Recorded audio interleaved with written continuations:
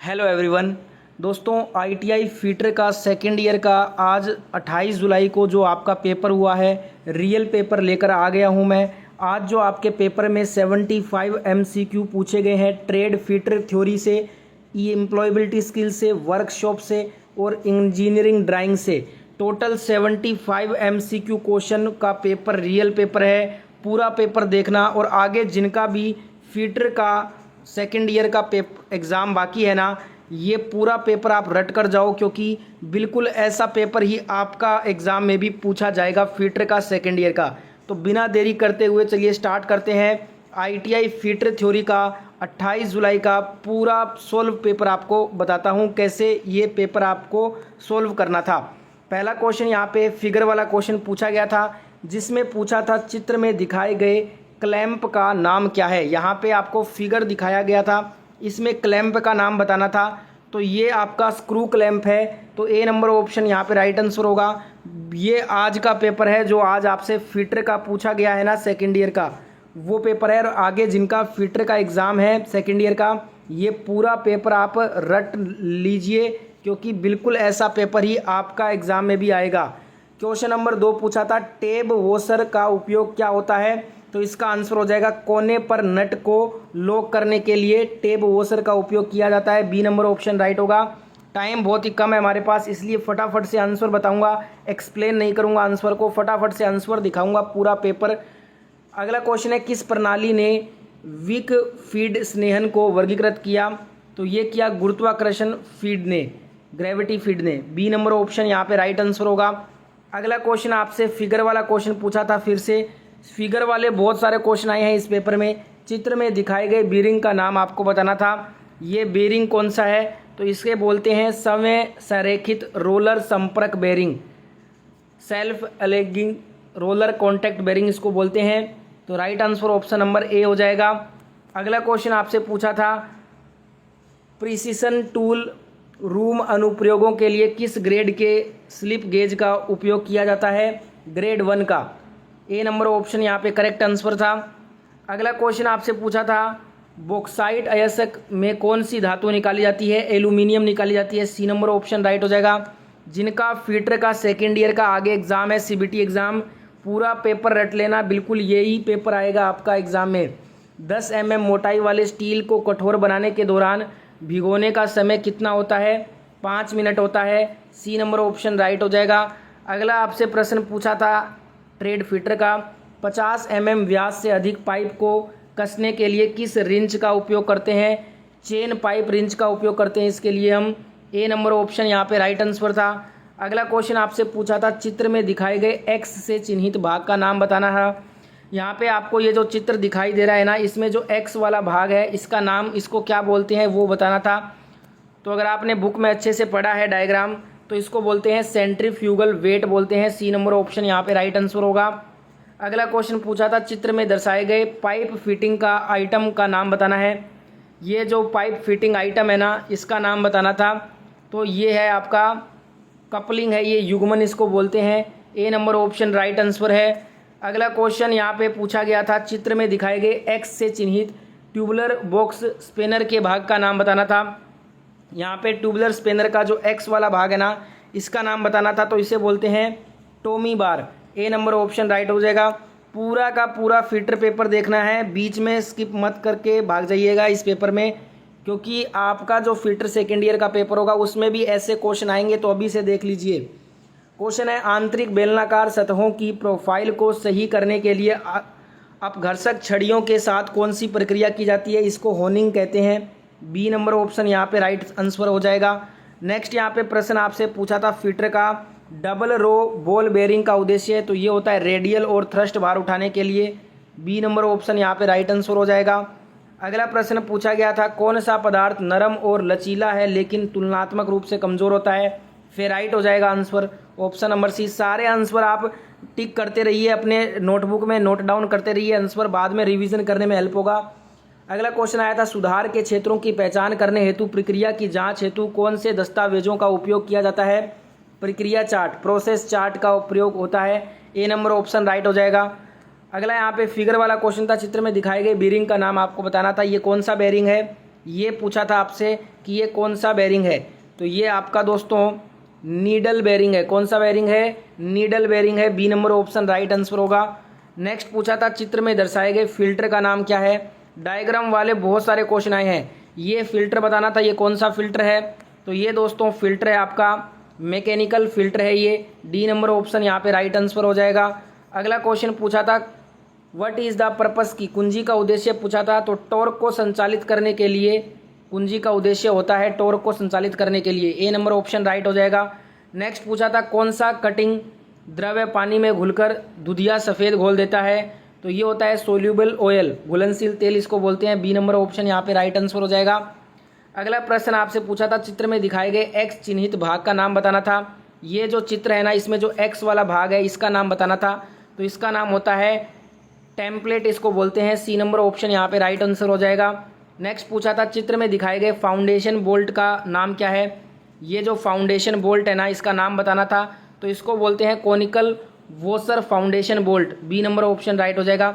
Explain नहीं कर रहा हूँ आंसर, डायरेक्ट अपने पहले पेपर देख लेते हैं क्योंकि टाइम कम है। पूरा पेपर आपको देखना जरूरी है, जिनका भी सेकेंड ईयर का फिटर का आगे पेपर बाकी है सीबीटी एग्ज़ाम। किस प्रकार के रस्सी के तार एक ही दिशा में मुड़ते हैं। तो ये होता है लैंगले रस्सी। ऑप्शन नंबर सी यहाँ पे राइट आंसर हो जाएगा। नेक्स्ट पूछा था उस समय को क्या कहते हैं जिसके दौरान मशीन बिना किसी मानवीय हस्तक्षेप के स्वचालित रूप से चलती है। इसे हम ऑटो साइकिल टाइम, ऑटो चक्र समय कहते हैं। ए नंबर ऑप्शन राइट हो जाएगा। नेक्स्ट पूछा था कौन सा वाल्व द्रव्य के प्रवाह की दिशा को कंट्रोल करता है। तो ये करता है दिशात्मक नियंत्रण वाल्व, डायरेक्शनल कंट्रोल वाल्व इसको बोलते हैं। डी नंबर ऑप्शन यहाँ पे राइट आंसर हो जाएगा। नेक्स्ट क्वेश्चन पूछा था उच्च तापमान और उच्च भार वहन क्षमता पर कौन सा मिश्र धातु बेरिंग कार्य कर सकता है। Copper, lead, alloy. कॉपर सीसा मिश्र धातु कार्य कर सकता है। ए नंबर ऑप्शन यहाँ पे राइट हो जाएगा। नेक्स्ट पूछा था चित्र में दिखाए गए बेरिंग का नाम पूछा था। तो यहाँ पे ये जो बेरिंग है ना, ये कौन सा है ये आपको बताना था। चित्र अगर आपने देख लिया है तो इस बेरिंग को बोलते हैं split bearing. B number option यहाँ पे राइट आंसर हो जाएगा इस क्वेश्चन में। अगला क्वेश्चन आया था डबल एक्टिंग सिलेंडर चित्र में एक्स चिन्हित भाग का नाम। डबल एक्टिंग सिलेंडर में एक्स वाला जो भाग है ना, एक्स वाला भाग, इसको क्या बोलते हैं। तो इसको बोलते हैं पिस्टन रोड बोलते हैं इसको। ए नंबर ऑप्शन यहाँ पे राइट आंसर हो जाएगा इस क्वेश्चन का। अगला क्वेश्चन पूछा था चित्र में दिखाए गए एक्स चिन्हित भाग का नाम। एक्स चिन्हित भाग का नाम बताना था। ये जो डायग्राम है इसमें ये वाला जो भाग है ना एक्स वाला, इसका नाम होता है टॉप लैंड होता है इसका नाम। C number option right answer हो जाएगा। अगला क्वेश्चन पूछा था मशीन ऑटोमेशन सिस्टम में यांत्रिक स्थिति को समझने के लिए किस वाल्व का उपयोग होता है। इसके लिए हम रोलर वाल्व का यूज़ करते हैं। सी नंबर ऑप्शन यहाँ पे राइट आंसर होगा। अगला प्रश्न आपसे पूछा था दोस्तों दो मैटिंग गियर पर काल्पनिक सर्कल कौन सा होता है। इसको पिच सर्कल बोलते हैं। बी नंबर ऑप्शन यहाँ पे राइट आंसर हो जाएगा। अगला क्वेश्चन यहाँ पे पूछा था चित्र में दर्शाए गए पाइप फिटिंग आइटम का नाम क्या होता है। ये जो पाइप फिटिंग आइटम है इसका नाम बताना है। इसको लंबी निपल बोलते हैं, लॉन्ग निपल। ए नंबर ऑप्शन यहाँ पे राइट आंसर हो जाएगा। अगला पूछा था क्वेश्चन चित्र में दिखाए गए एक्स चिन्हित भाग का नाम। तो यहाँ पे ये जो एक्स वाला भाग है ना, एक्स वाला भाग, इसका नाम क्या होता है। इसका नाम होता है स्लिप गेज की ऊंचाई। डी नंबर ऑप्शन राइट हो जाएगा। फटाफट से सारे आंसर आपको बता रहा हूँ। आज जो आपका फिटर सेकेंड ईयर का पेपर हुआ है उसके सारे आंसर देख लीजिए। अगला क्वेश्चन आया था सिल्वर स्मिथ के काम के लिए उपयोग की जाने वाली फाइल, इसको रिफलर फाइल कहते हैं। बी नंबर ऑप्शन यहाँ पे राइट हो जाएगा। अगला क्वेश्चन पूछा था कौन सी सामग्री स्लिप गेज को जंग लगने से बचाती है। तो पेट्रोलियम जेली बचाती है। डी नंबर ऑप्शन यहाँ पे राइट आंसर हो जाएगा। अगला क्वेश्चन आया था प्रेशर की ऐसा इकाई होती है पास्कल। डी नंबर ऑप्शन यहाँ पे राइट हो जाएगा आंसर। नेक्स्ट पूछा था चित्र में दिखाए गए ऑपरेशन का नाम क्या है। ये ऑपरेशन बताना था आपको, ये कौन सा ऑपरेशन है। तो इसको बोलते हैं lapping large diameter operation. D number option यहाँ पे राइट आंसर हो जाएगा। अगला क्वेश्चन आया था यदि शाफ्ट के बीच की दूरी बहुत कम है तो किस प्रकार की बेल्ट का उपयोग होता है। वी बेल्ट का। ए नंबर ऑप्शन यहाँ पे राइट आंसर था। लास्ट क्वेश्चन यहाँ पे पूछा गया था आपसे फिटर ट्रेड का कौन सी ताप उपचार प्रक्रिया सामग्री की मशीनीकरण और लचीलापन में सुधार करती है। तो ये होती है एनिलिंग। यहाँ पे right answer option number B हो जाएगा। तो फिटर ट्रेड थ्योरी के जो 38 MCQ क्वेश्चन पूछे गए थे इस पेपर में वो कंप्लीट हो गए हैं। अब वर्कशॉप कैलकुलेशन के जो क्वेश्चन पूछे गए थे 6 क्वेश्चन वो देख लेते हैं। पहला वर्कशॉप का क्वेश्चन आया था कौन सा प्राधिकरण दरों की अनुसूची को प्रकाशित करता है? तो ये करता है गवर्नमेंट डिपार्टमेंट, सरकारी विभाग करता है। डी नंबर ऑप्शन यहाँ पे राइट आंसर हो जाएगा। नेक्स्ट क्वेश्चन पूछा था वर्कशॉप का, क्वेश्चन नंबर 2, इनमें से कौन सा ज्यामितीय आकृति का गुरुत्वाकर्षण केंद्र इसके आधार में स्थित है? इसकी ऊंचाई 1/3 है। ये हो जाएगा त्रिभुज, त्रिभुज हो जाएगा। ए नंबर ऑप्शन यहाँ पे राइट आंसर होगा इस क्वेश्चन का। अगला क्वेश्चन आया था क्वेश्चन नंबर 3 वर्कशॉप का, स्नेहक का उद्देश्य, तो ये घर्षण को कम करने के लिए होता है, to reduce friction. A number option यहाँ पे राइट आंसर हो जाएगा। नेक्स्ट क्वेश्चन पूछा था उस संरचना का नाम क्या है यदि स्टील को 723 डिग्री सेंटीग्रेड पर गर्म किया जाता है? इसे बोलते हैं ऑस्टेनाइट। सी नंबर ऑप्शन यहाँ पे राइट आंसर हो जाएगा। अगला क्वेश्चन पूछा था विकृति की इकाई क्या होती है?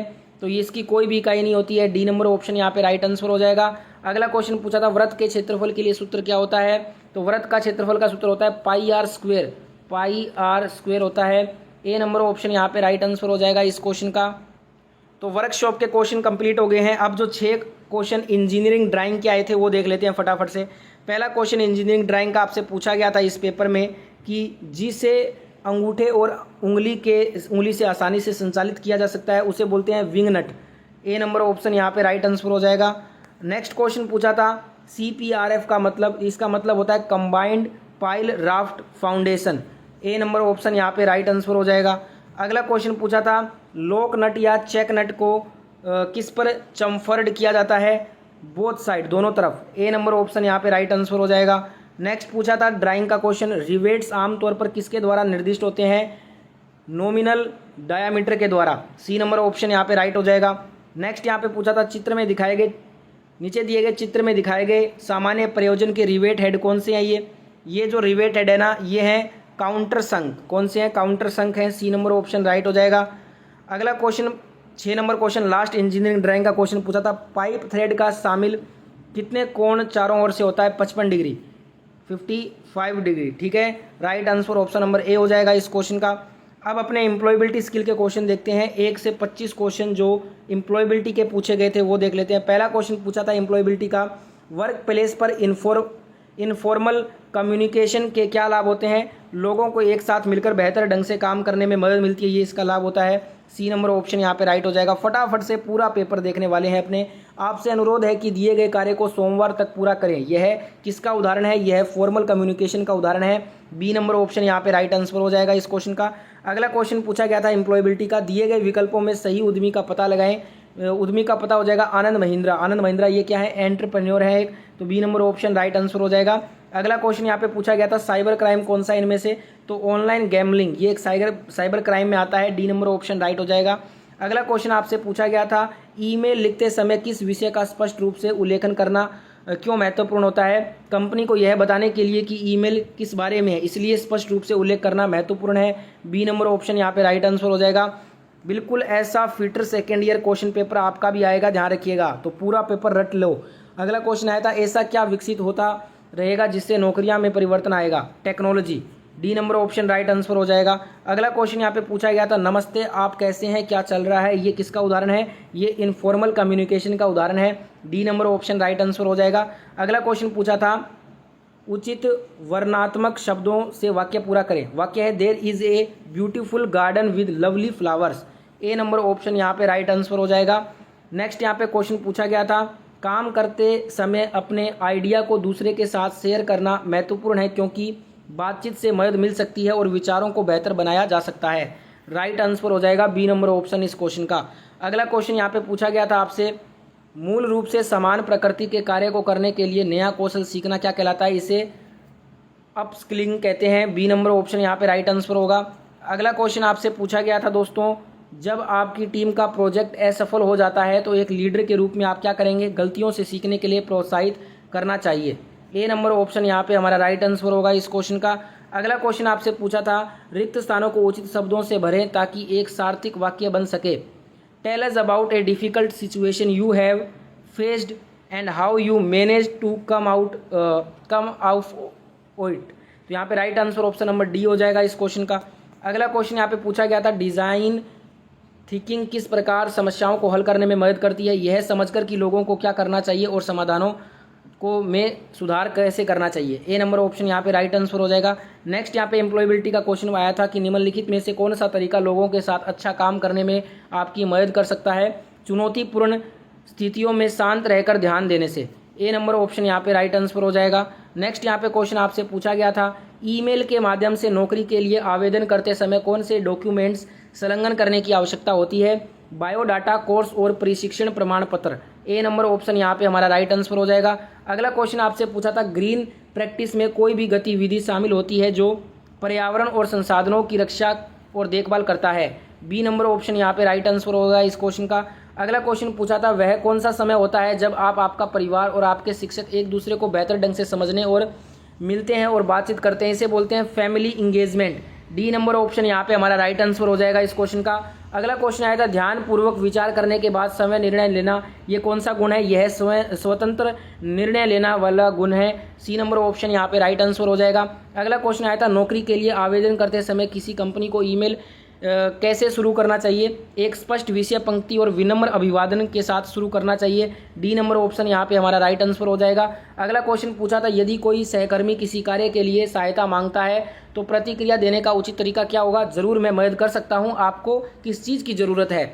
ए नंबर ऑप्शन यहाँ पे हमारा राइट आंसर होगा इस क्वेश्चन का। अगला एम्प्लॉयबिलिटी का क्वेश्चन आया था, आप आजीवन सीखने वाले व्यक्ति हैं यदि आप अपने ज्ञान को बढ़ाते और जोड़ते हैं। डी नंबर ऑप्शन यहाँ पे राइट आंसर हो जाएगा। अगला क्वेश्चन आया था एम्प्लॉयबिलिटी का, एक गिग वर्कर बनने के लिए एक व्यक्ति को किसके माध्यम से गिग कार्य के अवसर खोजने चाहिए? अपने दोस्तों, जिन लोगों को आप जानते हो, और अपने कम्युनिटीज़ के ग्रुप्स से जुड़ना चाहिए। बी नंबर ऑप्शन यहाँ पे हमारा राइट आंसर हो जाएगा। अगला क्वेश्चन पूछा गया था, स्वरोजगार से क्या लाभ है? अपने काम से सीधे कमाई। सी नंबर ऑप्शन यहाँ पे राइट आंसर हो जाएगा। अगला क्वेश्चन पूछा गया था, कौन सा एक गतिविधि है जहां संस्थान से अपनी पढ़ाई पूरी कर चुके छात्र वर्तमान छात्रों से बात करने आते हैं? इसे बोलते हैं अलुमनी इंगेजमेंट। ए नंबर ऑप्शन यहाँ पे राइट आंसर हो जाएगा। इस फीटर सेकेंड ईयर का लास्ट क्वेश्चन इस पेपर का आया था, स्वरोजगार का उदाहरण कौन सा होता है? तो व्यक्तिगत शिक्षक के रूप में विषयों या कौशलों को पढ़ना, ये स्वरोजगार का उदाहरण है। तो यहाँ पे right answer option number B होगा। तो ये था दोस्तों आपका ITI फीटर का CBT एग्जाम पेपर, जो कि पूछा गया था आपसे, जिनका आगे CBT second year fitter exam है। ये पूरा पेपर रट लीजिएगा, बार बार इसको रिवीजन करना, अच्छा नंबर से पास हो जाओगे फीटर सेकेंड ईयर CBT में। मैं मिलता हूँ नेक्स्ट वीडियो में, लाइक शेयर सब्सक्राइब कर दीजिएगा।